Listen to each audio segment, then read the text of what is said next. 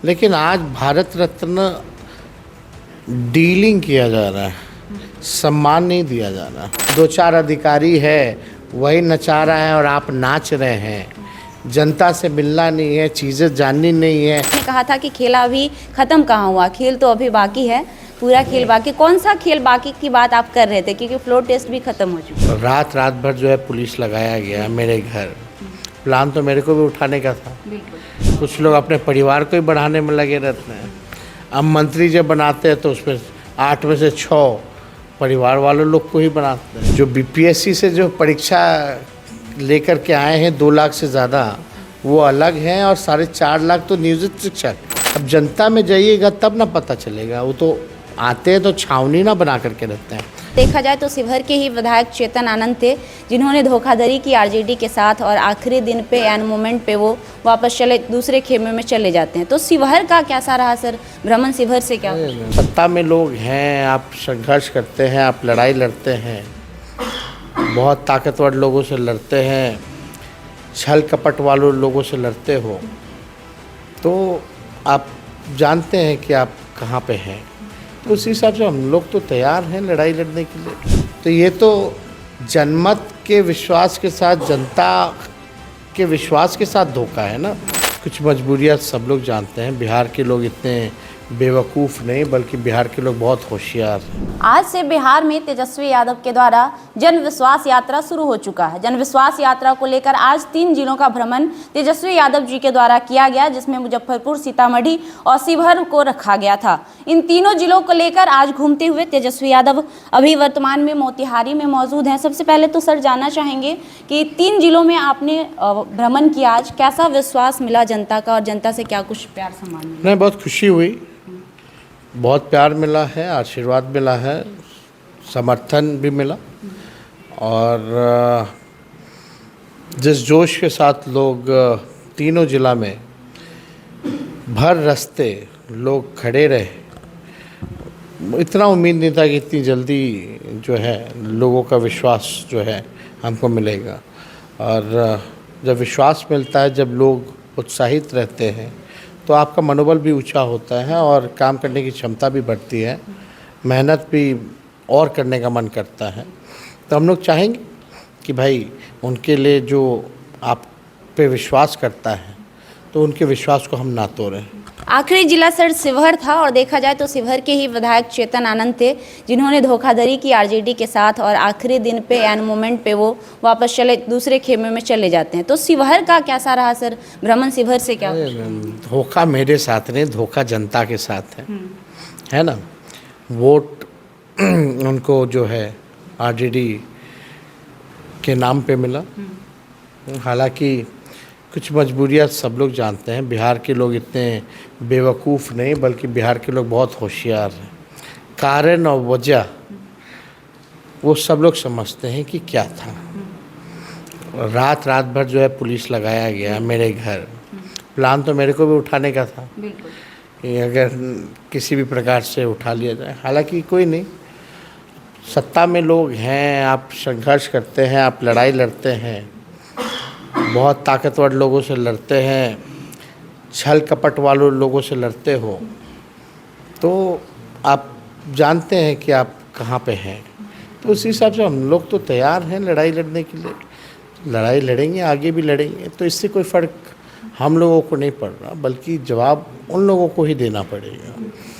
नीतीश जी गए हैं, तो अब जनता के बीच जाए ना, ज़रा जा कर के बताना चाहिए ना कि हम एक टर्म में 5 साल का होता है, और एक ही बार में आप 3 बार शपथ ले लिए 3 साल में, क्यों लिया?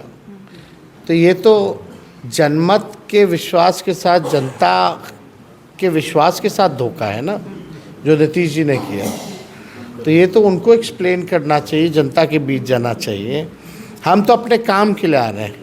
सर सवाल ये उठता है कि आप जिस प्रकार से कह रहे हैं कि नीतीश कुमार ये कह रहे थे कि कहाँ से लाएंगे पैसे, लेकिन एक साल में अगर 4 लाख नौकरी देना संभव है, तो पूरे 18 साल की अगर हम बात कर ले तो 68-70 लाख नौकरियां गायब हुई है बिहार से। तो कैसे संभव हो पाया, ये हम जानना नियोजित चाहेंगे। शिक्षक 4.5 लाख अलग हैं।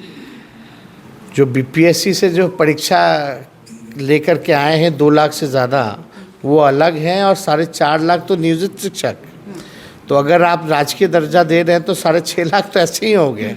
बाकी अलग अलग विभाग का, मेरे कैसे संभव हो पाया? स्वास्थ्य विभाग का इच्छा शक्ति है, विल पावर है, तो आप कुछ भी कर सकते हैं। अध्ययन करना पड़ता है। आप चीज़ें जो हैं किसी के भरोसे अगर आप छोड़ दीजिएगा, 2-4 अधिकारी है वही नचा रहा है और आप नाच रहे हैं, जनता से मिलना नहीं है, चीज़ें जाननी नहीं है, सच्चाई को परखना नहीं है, हकीकत से आप दूर हैं। अब जनता में जाइएगा तब ना पता चलेगा। वो तो आते हैं तो छावनी ना बना करके रहते हैं। अभी हम लोग आप लोग आए हैं तो ये सर्किट हाउस में आप लोग सब लोग इतना आराम से बैठे हुए हैं, मारा मारी चल रहा है। मुख्यमंत्री आएंगे तो आपको रोड पे भी लोग नहीं खड़ा होने देंगे। तो ये दूरी है। जब नीतीश कुमार से सर आप अलग हुए थे, नीतीश कुमार जब पार्टी छोड़ के जेडीयू में बीजेपी में शामिल हो गए थे, तो आपने कहा था कि खेला अभी ख़त्म कहाँ हुआ, खेल तो अभी बाकी है, पूरा खेल बाकी। कौन सा खेल बाकी की बात आप कर रहे थे, क्योंकि फ्लोर टेस्ट भी ख़त्म हो चुका है? मेरा एग्जैक्ट शब्द अगर आप सुनेंगे तो हमने बोलता खेल अभी शुरू हुआ है। हाँ। शुरू हुआ है जी। हमारा तो लंबा ना राजनीति हमको करना है। नौजवान हैं हम, 40 साल 45 साल तो बचा ही हुआ है मेरा, है ना। तो अभी खेल शुरू हुआ है और जिसका अंत हम करेंगे। और ठीक है, आप 2020 पे मत रहिए। ओरिजिनल क्रिकेट 5 डे मैच होता है, टेस्ट मैच पे जाइए। लंबी पारी है, खेल अंत इनका हम ज़रूर करेंगे। एक आखिरी सवाल सर करना चाहेंगे कि आज जितने भी आईएएस है, जितने भी आईपीएस है, जितने भी बड़े दर्जे के वरिष्ठ पत्रकार हैं, लगातार आज ये सराहना कर रहे हैं आपके विधानसभा के उस भाषण का जो आपने उस दिन तकरीबन 1 घंटे दिया। लगभग हर लोग आज इसकी तारीफ कर रहे हैं। अचानक से सर उस तेजस्वी यादव में ये इतनी बड़ी मैच्योरिटी कहाँ से आई? अरे जो सच्चाई थी, सच्चाई हमने बयां की है। और जब कोई आदमी सच बोलता है तो बगल में जो बैठा रहता है, सामने जो बैठा रहता है, उसके पास कोई जवाब नहीं होता। तो सत्ता पक्ष में जितने लोग बैठे थे किसी के पास कोई जवाब नहीं था। वही रो पीट करके वही भ्रष्टाचार, परिवारवाद। हालांकि मुख्यमंत्री ने 8 लोगों को शपथ दिलाया, उसमें से 6 तो परिवार के लोग थे, परिवारवादी लोग थे। अब नाम हम गिनाना नहीं चाहेंगे। उनको परिवार लग रहा था। कर्पूरी जी के जयंती के अवसर पर जब बना रहे थे तो कोसा जा रहा था। कुछ लोग अपने परिवार को ही बढ़ाने में लगे रहते हैं। अब मंत्री जब बनाते हैं तो उसमें 8 में से 6 परिवार वाले लोग को ही बनाते हैं। तो ये सिर्फ कहना है। देखिए, डेमोक्रेसी में अब ये चीज़ नहीं रह गई है। अल्टीमेटली अगर हम भी एमएलए बने हैं या उप मुख्यमंत्री बने तो हम जनता के बीच गए, जनता ने वोट दिया और चुना है ना।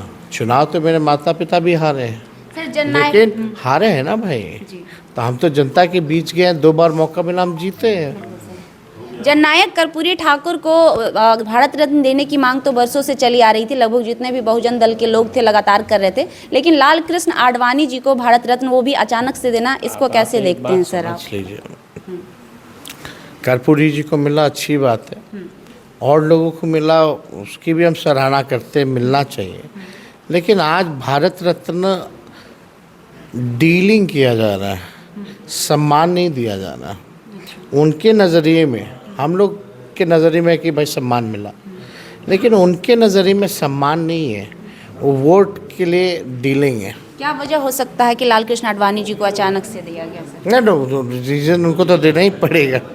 और मिला है, उनको मिला है तो ऐसे आरएसएस विचारधारा के 3 लोगों को मिला है लगातार। चलिए, बहुत बहुत धन्यवाद सर।